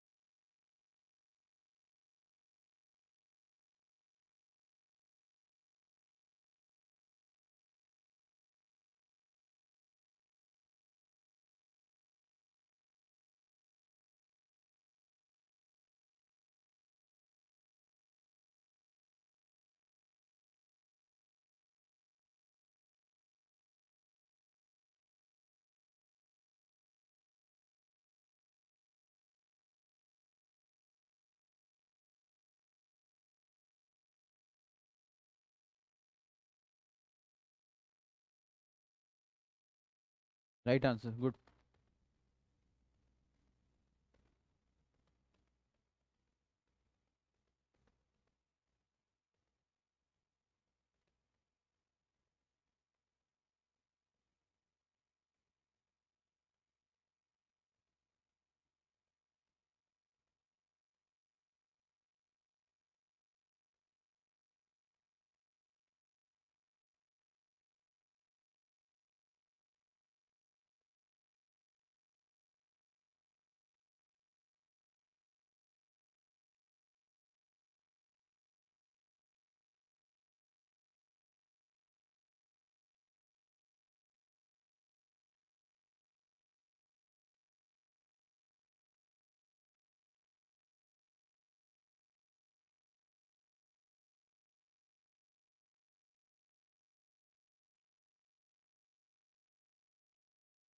नहीं,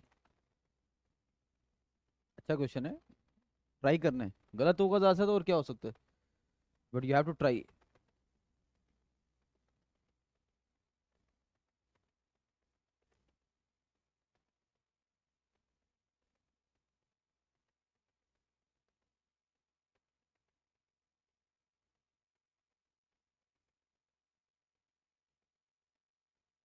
inclined surface बनाया, inclined surface के ऊपर एक body रखी, उस body और inclined के बीच में एक फ्लूइड डाला, उस फ्लूइड की थिकनेस निकालनी है। आपने कौन सा ऐसा फॉर्मूला पढ़ा जहां से थिकनेस निकल सकती है? Tau equals to mu d u by d y, वो वाई तो थिकनेस होगी। तो आपके 1.28 आंसर जो उसने बोला। तो म्यू आपको दिया क्वेश्चन में, शियर स्ट्रेस दिया हुआ है? नहीं दिया शियर स्ट्रेस डायरेक्टली, लेकिन उसने आपको कुछ ना कुछ और दिया होगा। बॉडी का वेट दिया है, एरिया दिया हुआ है, वेट अपॉन एरिया करोगे क्या मिलेगा? स्ट्रेस मिलेगा। वहां से स्ट्रेस, म्यू आपको दिया हुआ है, वेलोसिटी आई थिंक दी होगी, वाई निकल जाएगा वहां से। बस अप्लाई आपको करना है। चलो देखते हैं कैसे करना है इस क्वेश्चन को।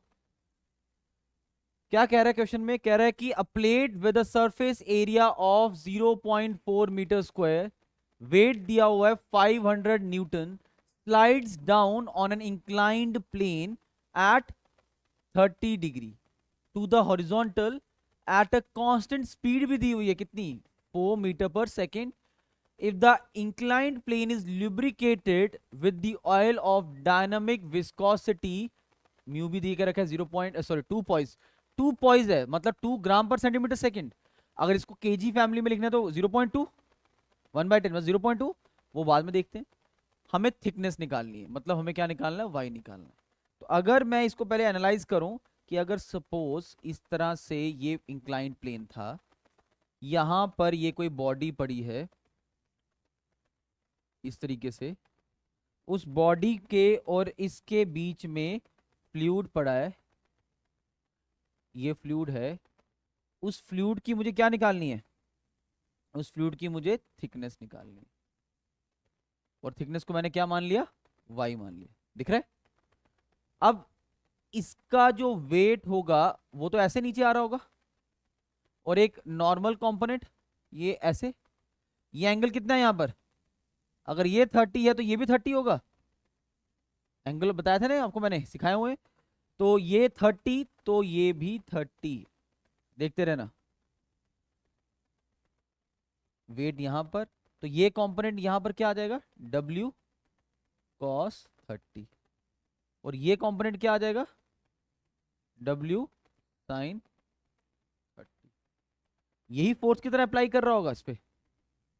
एरिया दिया हुआ सरफेस का, सब कुछ तो आ गया आपके पास। अब आपको बस अप्लाई करना है। ठीक है, डायग्राम बना ली, करूँ स्टार्ट? करें शुरू? ठीक है। अब this component will act as a क्या? Force. This component will act what? As a force. यही फोर्स की तरह जा रहा है, ये नीचे जा रहा है। तो जो मेरे को पता है फॉर्मूला, जो फॉर्मूला एक ही आप सबने सीखा हुआ है कि that tau is equals to mu d u by d y. Mu की टाउ की वैल्यू कैसे निकलेगी? टाउ होता है force upon area, shear shear force. यही तो फोर्स खींच रही है उसको आगे को। वो फोर्स कितने है? W sine theta. इसको लिखा यहां पर W साइन थीटा। एरिया भी मैंने आई थिंक दिया हुआ क्वेश्चन में 0.4, 0.4। म्यू भी दे के रखा है मैंने आपको कितना, 2 पॉइस। 2 पॉइस को मैं 0.2 लिख सकता हूँ, इसको मैं यहाँ पर 0.2 लिख रहा हूँ। कैसे, ये आपको पता है ये किस टर्म के, ये सीजीएस फैमिली का है। ओके, अब मेरे पास वेलोसिटी वो भी है आई थिंक 4, मुझे क्या निकालना है, वाई। ठीक है, बन गया आंसर। W मेरे पास है, W की वैल्यू है 500। 500 इंटू साइन 30 कितना होता है, 1/2। नीचे आ गया 0.4 इक्वल्स टू 0.2, यहां पर 4 डिवाइडेड बाय y। पहले जो यहां से जो अभी y निकलेगा वो मीटर में निकलेगा, पहले मीटर में निकलेगा। यहां से कितना मीटर आया, बता सकते हो कितना आ रहा था, 1.28 इंटू 10⁻³ जो मेरे पास आंसर है, 1.28 इंटू 10⁻³ मीटर्स। अगर mm में चेंज करना है तो इट इज 1.28 mm, क्योंकि आपको पता होना चाहिए 1 मीटर जो है वो 1000 mm के बराबर होता है। अब जिसको जहां डाउट है वो पूछो।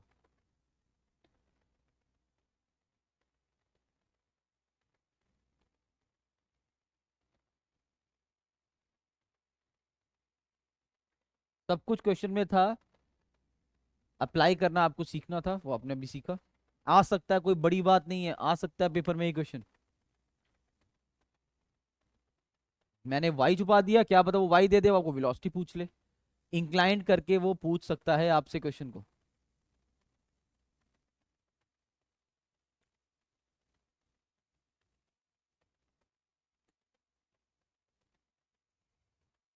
Any doubt?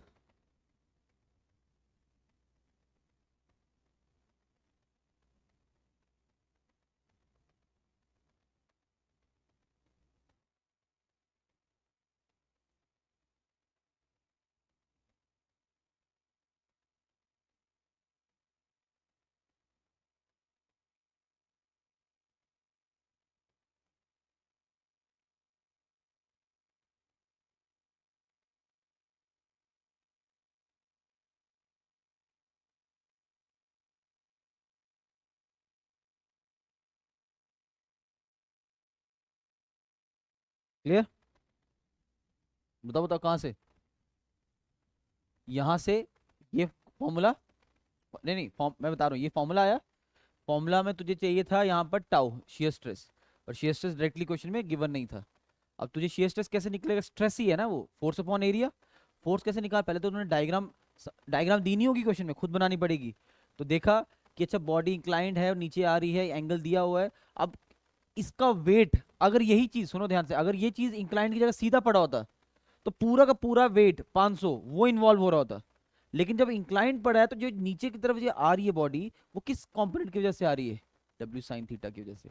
ये रिजॉल्व करना सबको आता है, विद रिस्पेक्ट टू एंगल हमेशा cos component, with respect to perpendicular वो क्या होगा, साइन कंपोनेंट। तो ये वाला फोर्स इसको नीचे खींच रहा है, तो फोर्स डिवाइड बाय एरिया देके रखा हुआ था बॉडी का। एरिया कितना दिया था मैंने आपको, 0.4।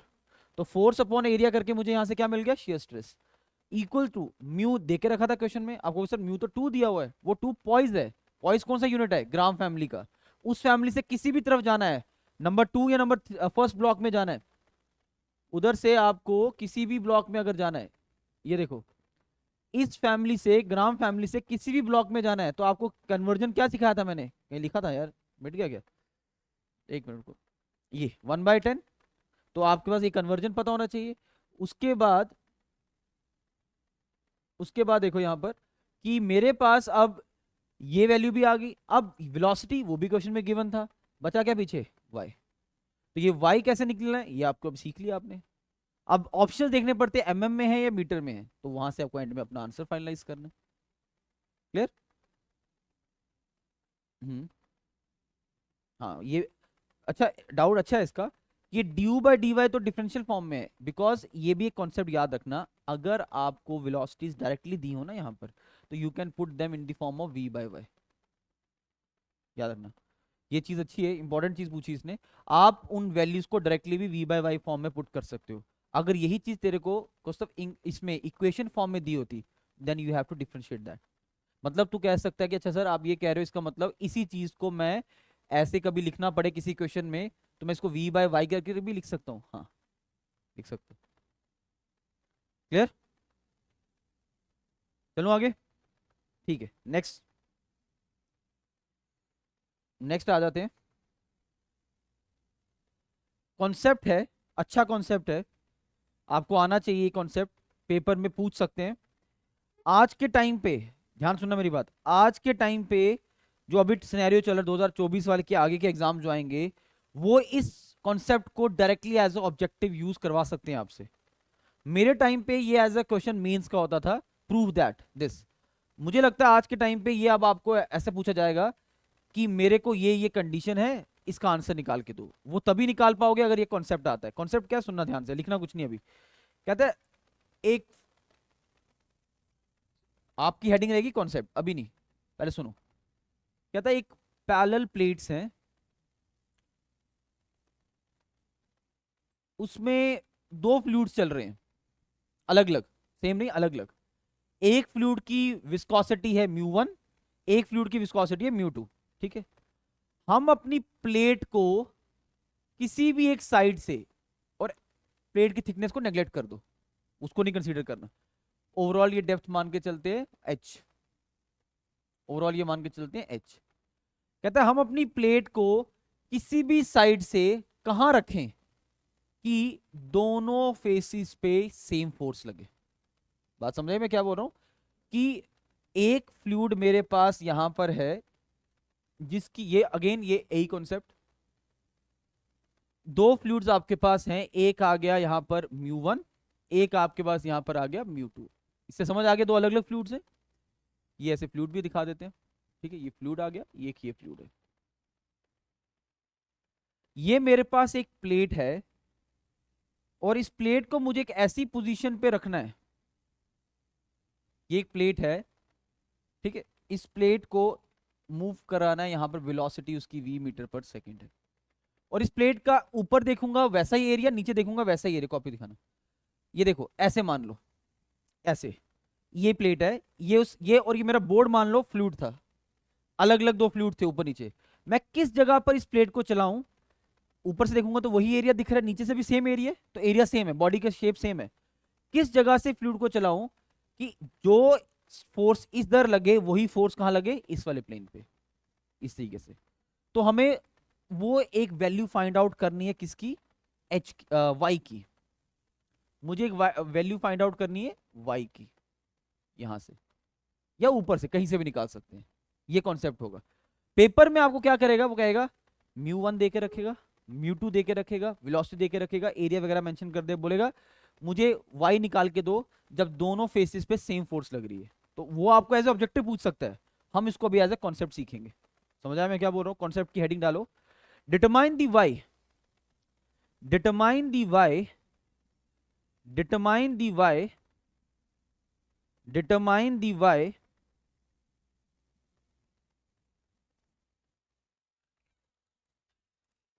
बंद कर दो सारा।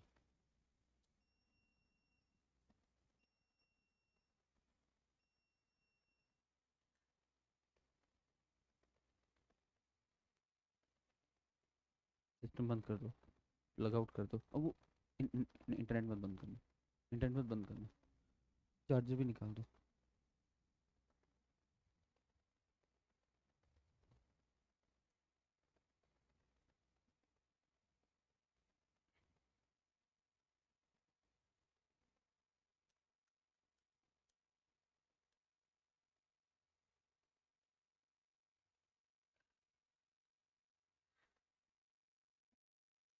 Okay, determine the y so that drag force is same on both the sides.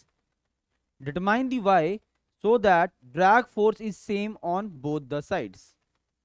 Determine the y so that drag force is same on both the sides. Drag force is same on both the sides. Drag force is same on both the sides. लिख दिया? Okay, तो मुझे एक ऐसी जगह पर y को रखना है कि मेरे दोनों फेसिस पे क्या आना चाहिए, सेम फोर्स। यही बोला ना, determine the y so that drag force is same on. मान लो इस साइड को मैंने 1 लिखा तो 1 बोलूंगा, इस साइड को मैं 2 बोल दूंगा। तो मतलब what we need, we want कि जितना फोर्स आपका 1 पे आ रहा है उतना ही फोर्स आपका कहाँ है, 2 पे है। देखते रहो, फोर्स को हम लिख सकते हैं स्ट्रेस इनटू क्या, एरिया। लिख सकते हैं। अब लोग शेयर क्यों लिखा, क्योंकि ये बात ही शेयर फॉर्म में हो रही है। तो शेयर स्ट्रेस 1 पे जो लगेगा एरिया भी 1 का, शेयर स्ट्रेस 2 पे जो लगेगा एरिया भी किसका, 2 का। अभी अभी मैंने बताया कि हम मान के चलेंगे एरिया दोनों तरफ क्या है, सेम है। अलग अलग होगा तो क्वेश्चन यहीं से फिर चेंज हो जाएगा। हमें पता है बिकॉज हमने बॉडी एक जैसी शेप की ली है, सिमिलर शेप, तो A1 जो है वो किसके बराबर है, A2 के बराबर। तो A1 और A2 यहां से क्या हो गया, कैंसिल आउट हो गया। So tau 1 is equals to किसके बराबर आ रहा है, टाउ 2 के बराबर आ रहा है। टाउ 1 को क्या लिख सकता हूं मैं, μ1 du बाई dy, तो मतलब v बाई वाई लिख सकते हैं। इस तरफ से मैंने डिस्टेंस क्या माना हुआ है, y, तो वेलोसिटी तो सेम ही है, v अपॉन डिस्टेंस क्या है, y। अब उधर की बात करते हैं, वहां से क्या है μ2। अब अगर ये y है तो वो डिस्टेंस कितना होगा, h माइनस वाई। अब डाउट होगा कि सर थिकनेस, मैंने क्या बोला था, थिकनेस को हमने नेग्लेक्ट करना है, इसकी थिकनेस को कंसीडर नहीं करना है। डिवाइडेड बाय, गलत लिख दिया, एक मिनट, वेलोसिटी आएगी ना पहले, v अपॉन, यहां पर क्या आएगा, h माइनस वाई। ये और ये, हाँ वेलोसिटी सेम, क्योंकि प्लेट तो यही है, इसी स्पीड से चल रहा है, तो ये वेलोसिटी भी कैंसिल आउट हो गया। तो पीछे क्या बचा, μ1 divided by y equals to μ2 divided by h minus y. Is that clear. अब थोड़ा सिंप्लीफाई करते हैं, will get the answer. μ1 upon μ2 equals to y उधर चला गया divided by h minus y. अगर ऐसे लिखा है तो इसको उल्टा भी लिख सकते हैं, उल्टा वहां लिखते हैं, ध्यान से देखना।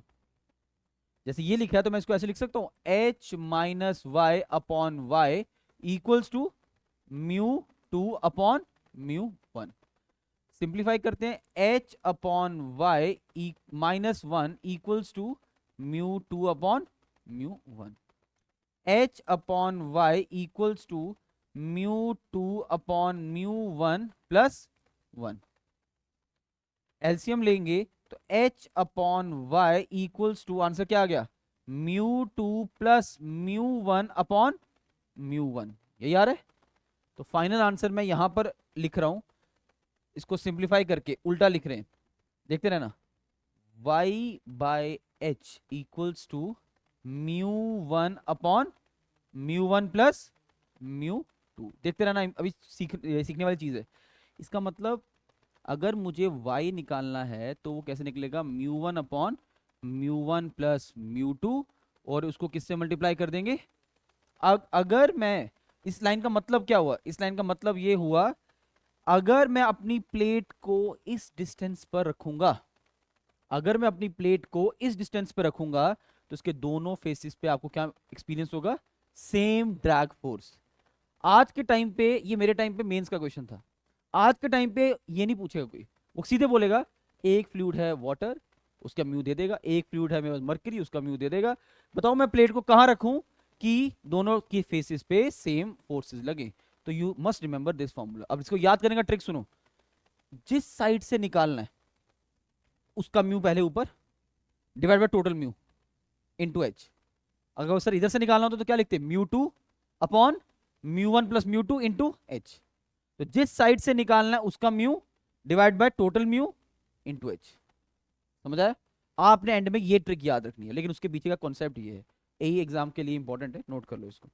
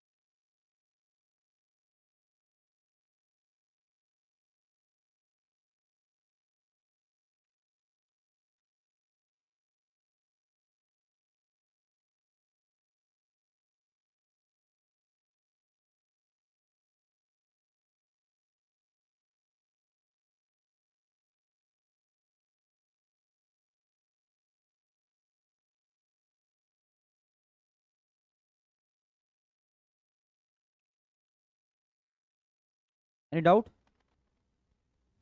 कोई पॉइंट रिपीट करना है इसमें? Any statement? क्लियर? ठीक है, तो मैं यहीं तक रखूंगा आज, क्योंकि लाइट नहीं है हमारे पास, इशू है, कभी बीच में क्लास बंद हो जाएगी। इसके आगे कल कंटिन्यू करेंगे, ठीक है? तो नोट डाउन कर लो।